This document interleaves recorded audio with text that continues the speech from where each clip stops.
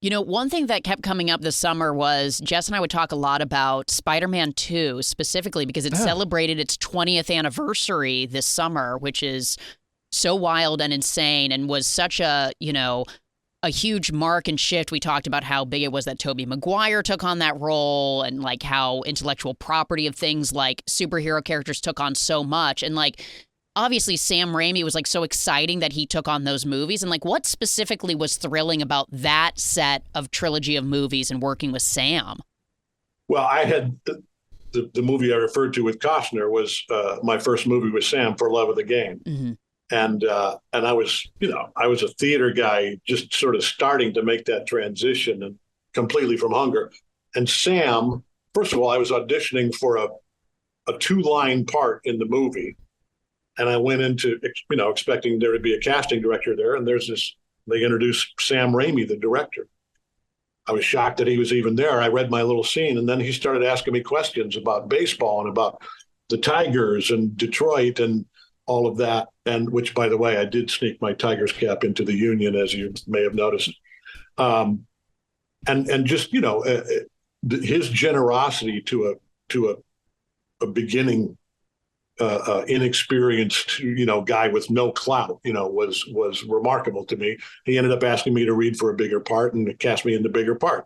A year later, we're doing The Gift together, shooting down in Georgia. And it was during that people started buzzing about, they're making the Spider-Man movie and Sam Raimi's going to be the director. And my friends are going, hey man, you gotta get in on that. You should play the bad guy. You should play Doc Ock. Of course, they just pick a random bald guy that, or no, the Vulture. They wanted me to play the Vulture because nobody knew who the bad guy was. Yeah. And I, I've never been all that comfortable with self-promoting, but a few months later, Sam gets a hold of me and he goes, hey, I think you'd be great in this part of Jonah Jameson.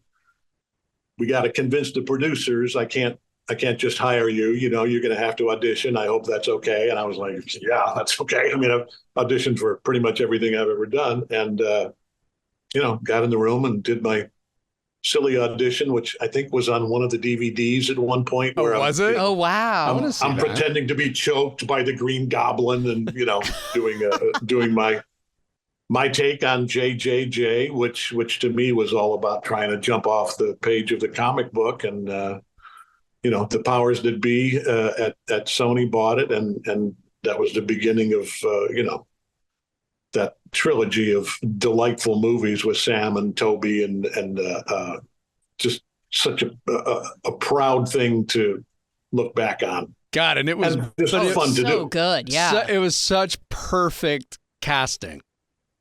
Yeah.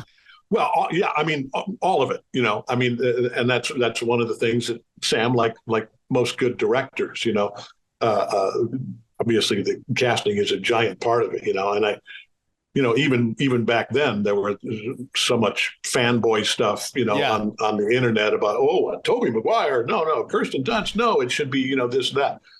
The two of them were fantastic, and Defoe. I mean, it was so good. It was a great cast to be a part of. Yeah.